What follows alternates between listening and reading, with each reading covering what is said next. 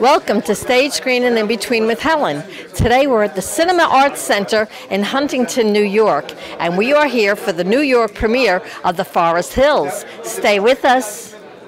I'm here today at Cinema Arts Center in Huntington, New York with Scott Goldberg, and he's having his New York premiere of The Forest Hills. Scott, are you excited? Yeah, we're excited and we're looking forward to the screening. It's going to be a sellout crowd, and very happy to have the New York scene see the film. Yeah. Okay. Now you wrote this. Now you have a different slant on this, so you were allowed to mention what it is that's different than an ordinary thriller or horror film. Yeah, so we try to do something different as far as create a unique film that just does something different with the werewolves and the werewolf genre in a sense, or horror genre in general. So yeah, so there's some twists and turns that involve a werewolf, but it's not as it seems, or maybe it is as it seems. So you'll see. You got to check out. So now this is the comeback of Shelley Duvall after 20 years of not being on screen. How did you manage that?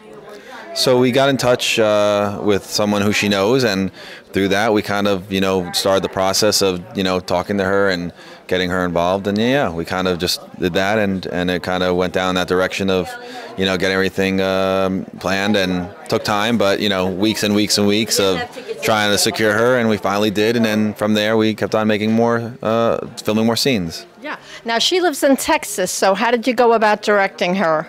We did it remotely through FaceTime, and yeah, so we did that, and Scott Hansen or Steve Willenda, one of the producers, would hold the phone to the screen, and I would see what exactly was being filmed, and from there we would film, yeah, and I would say, oh, can you move in the shot a little bit, can you change the lens, or things like that, yeah. Now Chiko Mendez stars in this, and also you have Eddie Furlong from Terminator 2, you have Dee Wallace, and you have Linda Flores. Who else is in there that we might know the name of?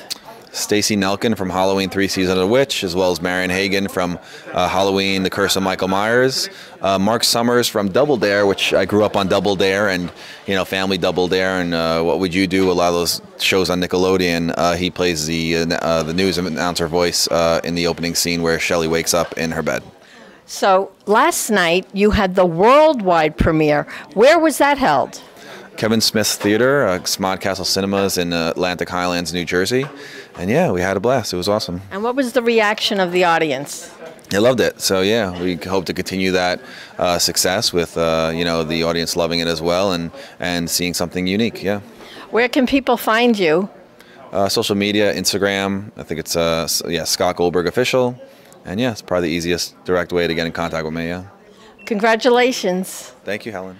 Look who I have with me now, the star of The Forest Hills, Chiko Mendez. How are you doing? This is Rico. Yeah, I'm Chiko, Rico. Chico Rico. The Forest Hills, yeah, thank you. Thank you for having me. Yeah. What an outstanding performance he gives. He is going to be really recognized after this film. And tell everybody, what were some of the highlights of the filming? Oh, one of the few highlights that I could never, ever forget. Oh, Jesus, from every standpoint, from emotional, physical, mental, were the cold water scenes, like the river scene, washing off the blood. Yeah. And the lake scene, the pond scene.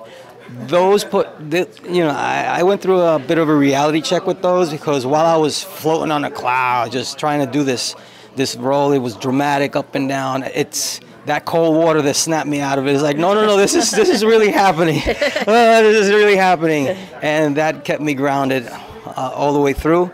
And I said, yeah, it's not a dream. It's really happening. This is and yeah. Yeah, and the reality is today we're at Cinema Arts Center, and we are having the Long Island, New York premiere of The Forest Hills.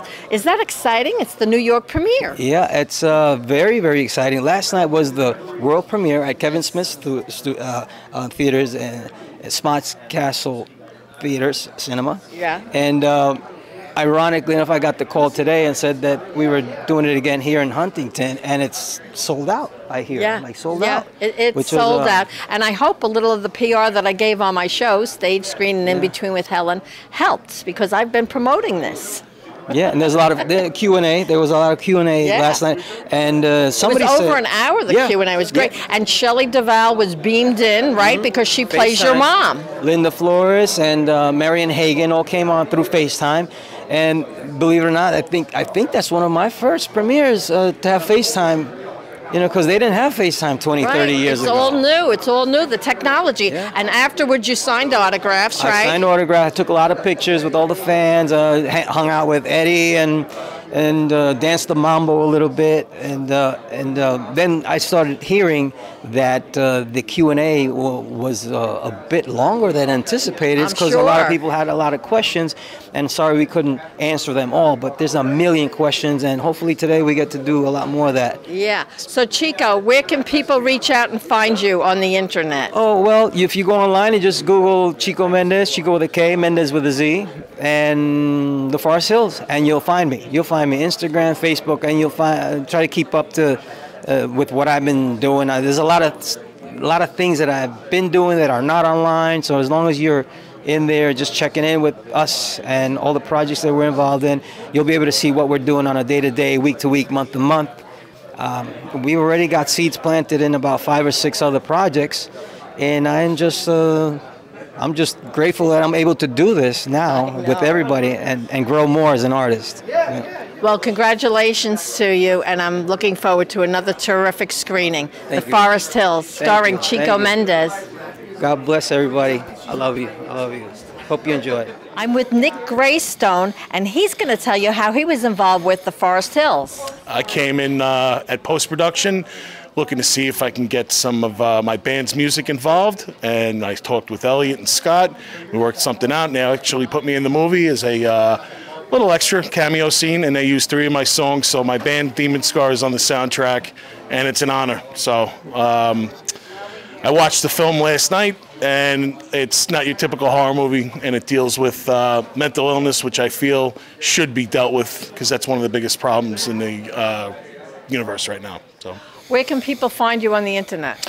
NZASIXX, that's my handle. That's Instagram, Facebook, and DemonScar is all over Twitter, Spotify, Facebook. Do you play an instrument yourself? I play bass and I sing. Ooh. Do you know the names of your songs? The ones that are in this film are Hand of Kings, Serpentine, and Don't Bite the Hand That Feeds.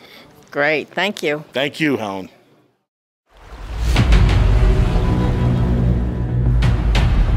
Hey, how you doing? This is Rico again. I'm up in the beautiful mountains of the Catskills in upstate New York. I'm on a 2-mile hike trying to get away from that boring Monday 9-to-5 job that we all hate. Every time you do, you make a damn mess.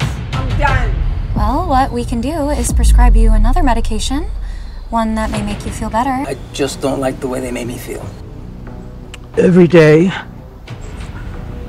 I try to do my best. I do. And I know that you do too.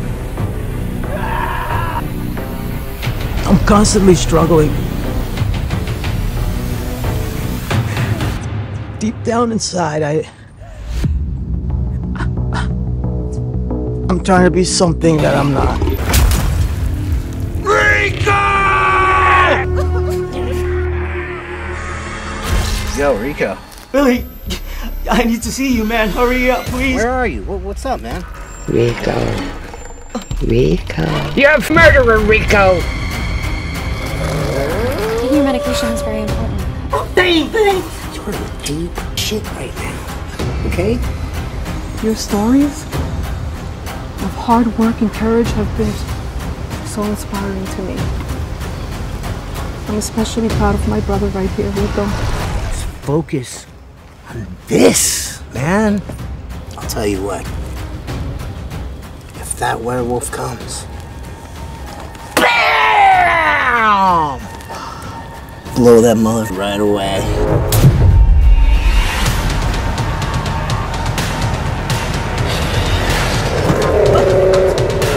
For the one who wishes to be covered in fur, ripped flesh, shed human skin, the inner wolf is ready to be released. For the one who wishes to be covered in fur, rip flesh, shed human skin.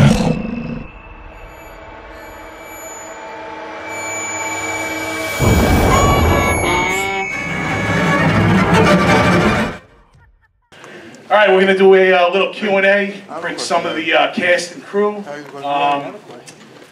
First, I'd like to bring out the director and the writer of this. It's Mr. Scott Goldberg. Thank you guys for coming out. Eddie will be here very shortly as Elliot Dresnick, the producer. Who else we have coming up? We also have one of the leads in the film. Give it up for Chiko Mendez. We also have one of the cast here, Anita Durst.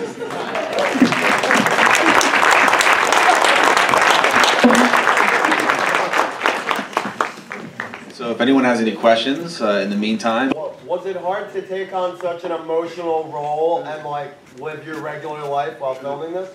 It was very draining. It's physical, psychologically disturbing. Trying to experience my pain and instill it in you so that you can feel it, because I can tell you all day long.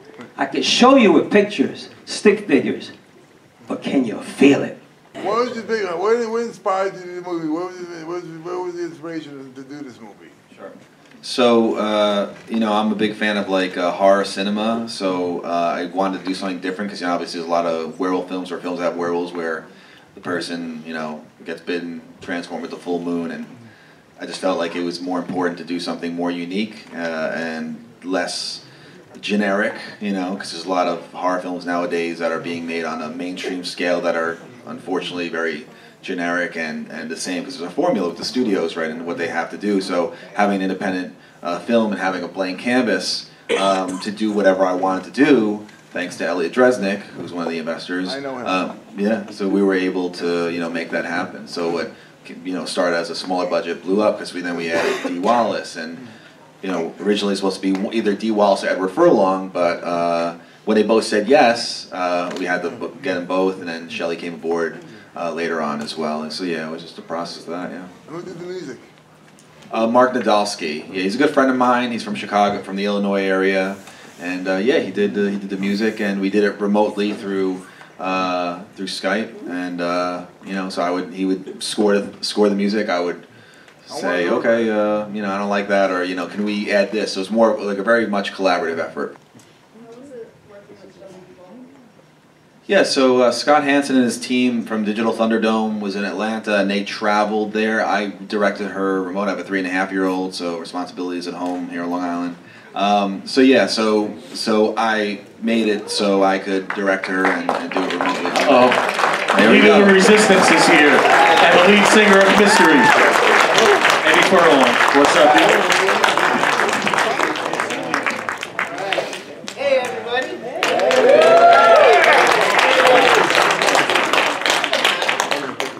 All right. How's life treating you guys? Pretty good? Glad you're alive. Oh, thank you. Me too, man. Me too. Thank you. Thank you very much. All right, does anyone have a question for Eddie? Back corner, all the way red. Alright, so it's not really a question for Eddie in general, but I really appreciate the movie, and it kind of like showed that like someone else said before, mental illness is like the true like villain of the movie. Would you say maybe it was society that failed Rico, Rico failing Rico, or maybe his family that failed Rico, and like getting the help he needed to like truly like better himself? Yeah, I'd say it was pretty much, you know, all those things. I felt that, you know, having a family dynamic where the father was abusive, and also, you know, and Rico's father, which we don't see, but also as you see Shelley Duvall's character of Mama, you know, having her be abusive as well. Yeah, I definitely thought that was something. And then, you know, Billy's character kind of just, you know, how people are bullying one another and just, you know, basically abusing and using people for fun, you know, because they're in groups and cliques and whatnot. So it's a mixture of all those, yeah, for sure. Yeah. You know what's kind of interesting, I was kind of picking up on too, is it kind of shows you what people can become when they're influenced and you know, throughout their lives and being told what they are all the time. I don't know. Thank you. You know, it's funny, it's a good element to that is that a big portion of our soul is empowered by this notion of inferiority or I'm not good enough, and then we develop what they call in Spanish a complex.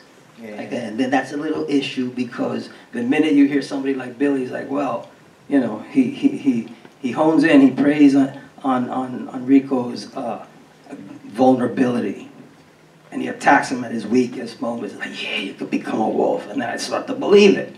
If you start to believe in something, even if it's bad or good, don't be surprised if some of you're affected by something like that. Like, all right, we just got Elliot Dresnick. He's an executive producer. Thank you all for coming. Seriously, thank you. One thing I do want to touch upon, like what everyone's saying about the mental illness part of it, it is not your typical horror movie. And I feel like mental illness right now is like such a major thing going on. And Scott brings that to light. And it's tough to watch at some points because I feel like it's very relatable, you know, because that's really a horror in itself. Congratulations to all of you on this very unconventional horror, which is my favorite kind of horror. The performance is super strong. The pacing of it was just, you know, phenomenal, and the look of it was great. I was wondering, and it's just a general question to all of you, if you could speak on the, you know, the not pitfalls, but the difficulties, maybe some of the stumbling blocks you might have incurred throughout production. You're outside a lot. You know, I have to imagine that was very difficult. I'm a filmmaker myself, and I just hate dealing with the elements like that. So if you could speak on, you know, any difficulties that you had in production, or, you know, some of the challenges that you did have. Everything was pretty good except for I hate sun. I hate the glare of sun. Chiko knows this. Love clouds because there's a blank canvas. You're able to shoot in all different angles. So thankfully we had the ability to kind of utilize cloudy days, overcast days to do that. And when we, you know, when it was sunny, we would shoot in the shade or block out the sun, which I think really helped overall for the image because I'm a big fan of like each frame meaning something and having it, you know, be as perfect as I feel as a director as it should be. It's like a painting. Every frame is like a painting, and I see it that way. So that's why, and that's how it came to be. Yeah. Yeah, a question all the way in the back, guy in the white. Yeah, this one's for Scott. How'd you decide on an ending, and were there any other endings that you workshopped or went through? Yeah. So I mean, the ending was always about that Rico would seemingly.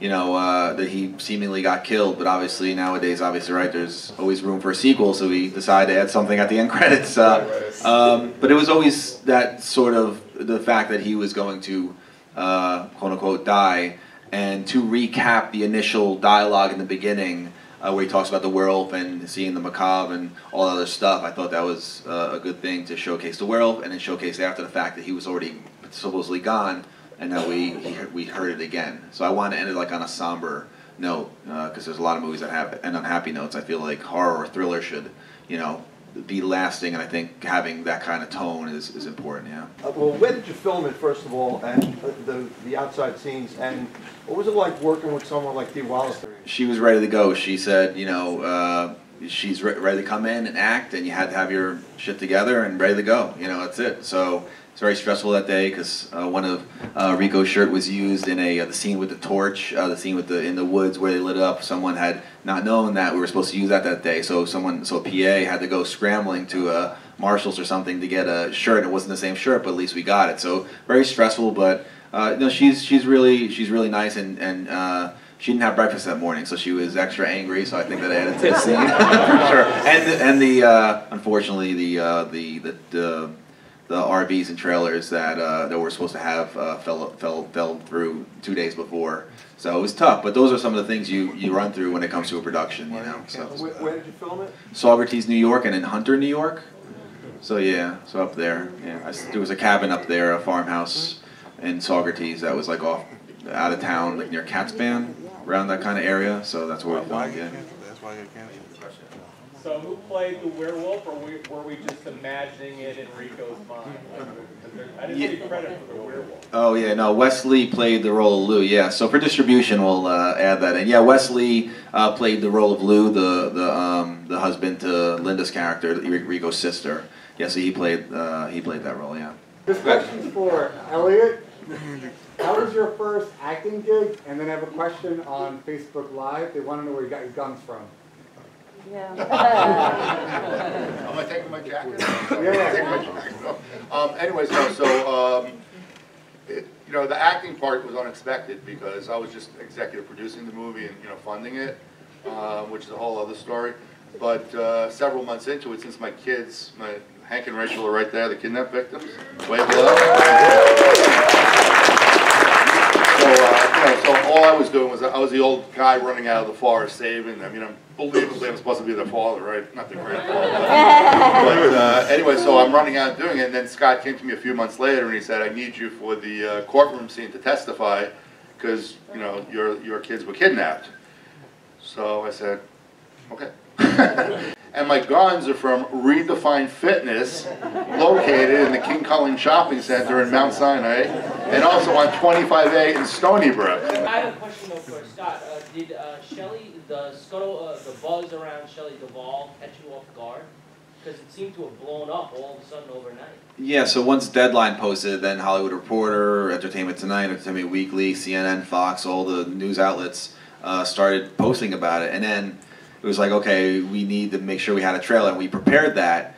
Fortunately, the trailer that was put out was back in November, early before the color grading, sound design, but we needed to get something out there, so it's kind of rushed. So I feel like the trailer, if you've seen it online, doesn't necessarily connect with what we ended up having, so we're just releasing a new one this week for distribution and festivals and stuff. But yeah, yeah, for sure. Yeah, it was a process to, you know, it was interesting seeing, I think she elevated to the level of where it could potentially do very well with sales and distribution, for sure, yeah. Everyone was pretty simple to work with. We went through a casting agency. Kevin Tompkins was the casting agent, and we went through that, him and the casting agency. So I saw a lot of the auditions. So, you know, I was very thorough with the process of picking the right people. So when, like, Anita came along as Sadie, I loved her look and her audition, so that's why I cast Sadie. That's why we cast, I know Chiko for a while, Eddie, fan of like Detroit Rock City, you know, Brain Scan, you know, all those films. Obviously Terminator 2, sitting in a theater when I was young, having popcorn, having soda, and just watching and relating to someone like Eddie, you know, and saying, oh, I can relate to that character because I'm, you know, a couple of years younger than him. So seeing that and being able to pick people, Dee Wallace, who I grew up on, E.T., you know, Eddie as well, Shelley Duvall, who I love in The Shining. So to have that opportunity, and because of Elliot, to have that blank canvas to cast these people, you know, I'm very thankful to Elliot and Eddie and Chiko and everyone with the production and everything, all the hard work that the team put in, for sure, yeah. Oh, by the way, I just wanted to add one thing because somebody asked about where it was filmed. So most of it was upstate, like Scott said, but there was a lot of that was shot in my house. If you remember the scene with the dream sequence with the bloody, you know, hammering. Yeah, so that was done in the basement of my house, amongst other scenes. The blood we didn't have to import. So anyways, but it was done in the basement of my house, and I happen to have renovation work being done in my house right now. So the funny story is, I thought I told the interior designer that the movie was shot there, and I guess I didn't. She came downstairs and saw the dripping on the wall, and she actually asked me if somebody was murdered in my basement. That's funny. Scott at the time was filming this short horror film called Mariah the Drifter, which was, you know, was really good. I loved the special effects. He was fantastic, and you know, he filmed in my office at the time in my house, so it wasn't as bloody as this time. But so then we kept in touch, and then he approached me last spring if I wanted to, you know, invest in and be the, you know, fund his movie, be executive producer for his first full-length feature film. And you know, like I said last night at the other show in Q&A, it was really not like a profit thing at all because, you know, it was before there were any stars and I didn't know which way the movie was going. And really was to help Scott out. I told him, you know, several $1,000s, we'll start with that and everything. And it was really to help him out and also to get my kids to experience what it's like to be in a movie also. So it was really for that. And it's really taken a whole new life.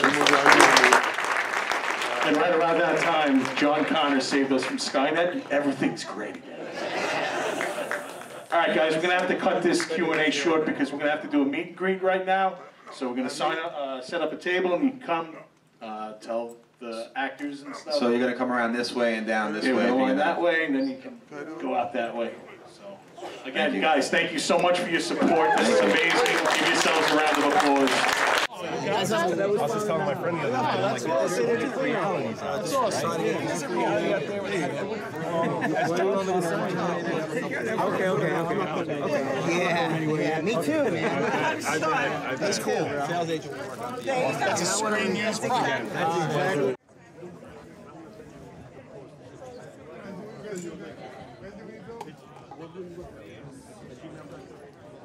They just saw the Forest Hills, and tell me what you thought of it, Francis. It was terrific. I mean, all around, the characters, the performances were absolutely remarkable. And all production value, it was absolutely engaging. And what Chiko did. What about you, Greg? Yeah, I enjoyed it. I like Chiko. He did a great job in that. Matter of fact, you couldn't take your eyes off him because he's always doing something really good, you know? And the story was good. The part with mental illness and things like that that's going on nowadays. And I enjoyed it. And what was it, like an hour and a half, the film? Yeah, something like that. It went really quick. That's how... Yeah, it was really good all around. Nice. As I said, all the production. All the characters, yeah. Special effects. Editing. I like the special effects. Sure.